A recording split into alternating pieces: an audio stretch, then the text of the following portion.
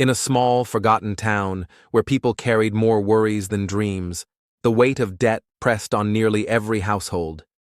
Families worked long hours, yet the money always slipped away faster than it came. Shops carried unpaid bills on their ledgers. Farmers owed more to the banks than their fields could produce. Even the church bells rang heavy with despair, their echo a reminder of promises people could not keep. It was in this place, on a quiet morning, that a stranger appeared.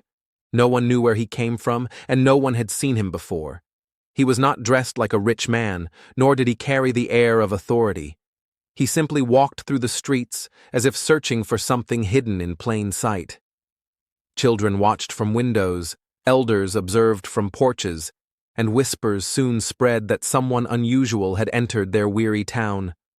The stranger's presence was calm, almost unsettling. He spent time in the marketplace, not to buy, but to listen. He visited the tavern, not to drink, but to ask questions.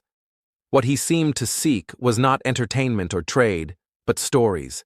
And in those stories, he discovered the truth of the town, how almost every life was tied to some unpaid debt, some burden that could not be lifted. Though the townspeople did not understand his interest, they spoke freely. A widow confessed she owed money for the medicine that kept her husband alive in his last days. A shopkeeper admitted he had mortgaged his store to keep it running.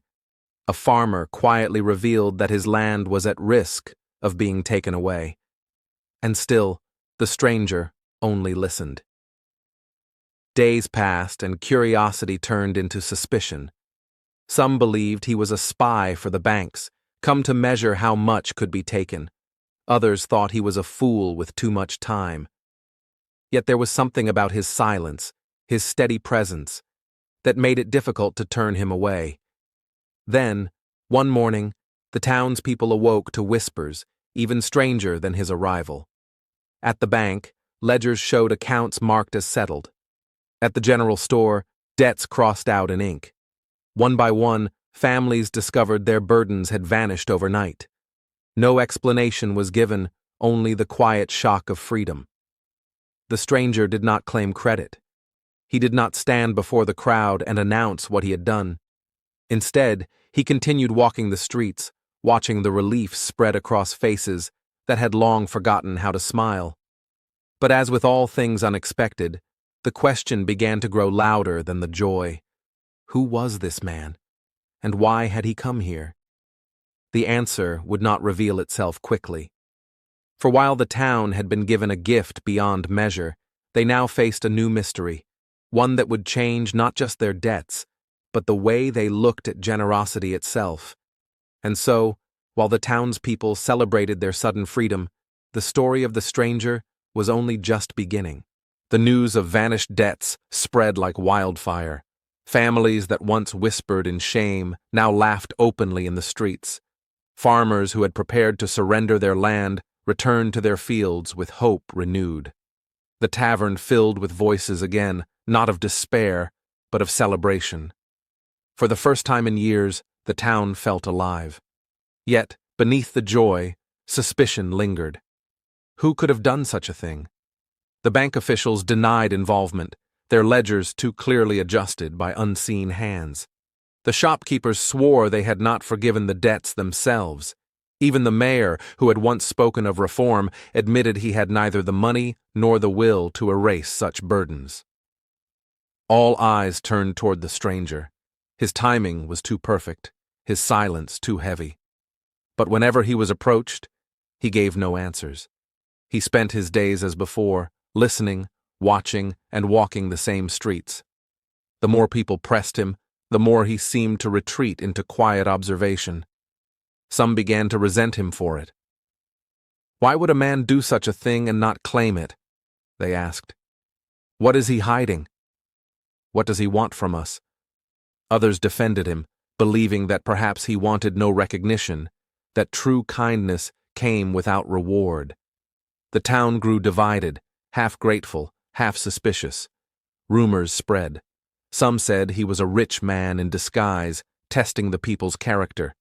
Others believed he was a ghost, a spirit sent to deliver redemption.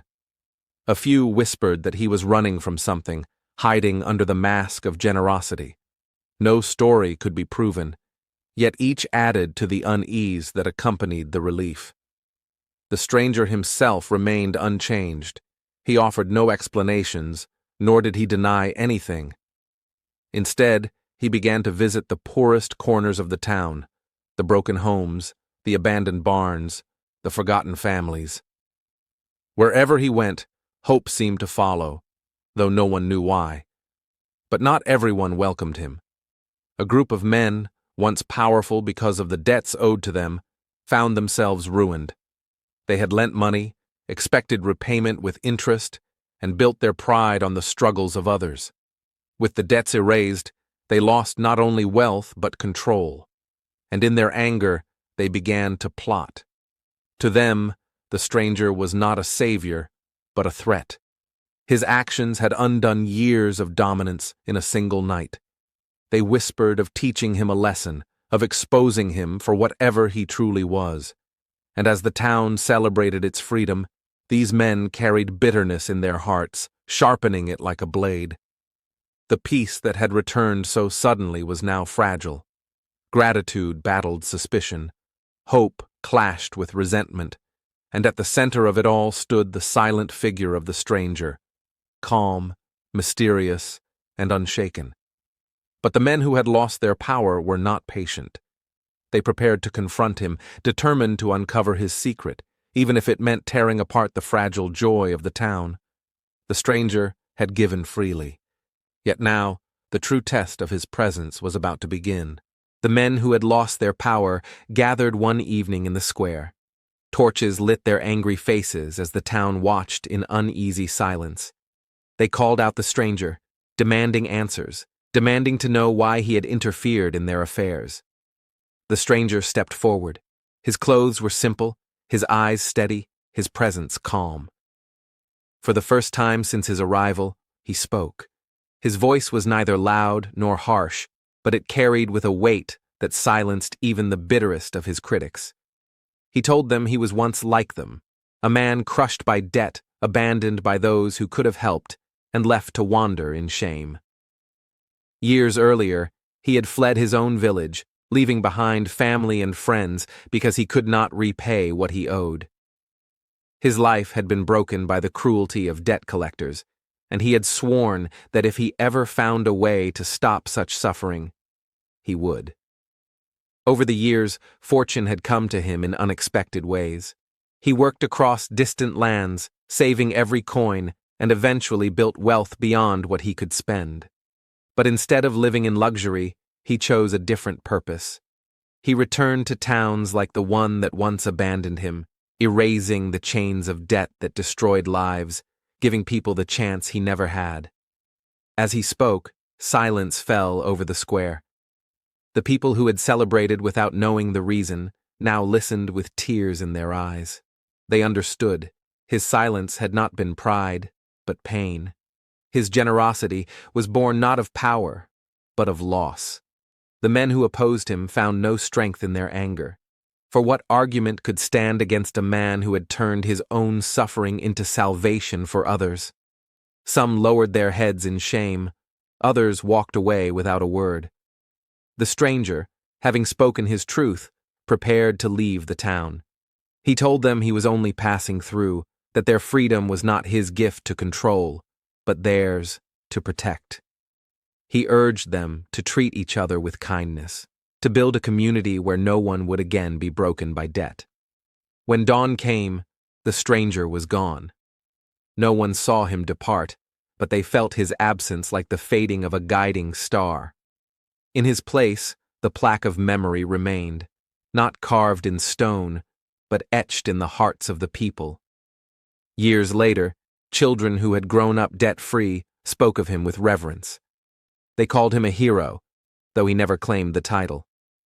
His story spread beyond the town, whispered from village to village, always beginning with the same words. There was once a stranger who paid everyone's debts.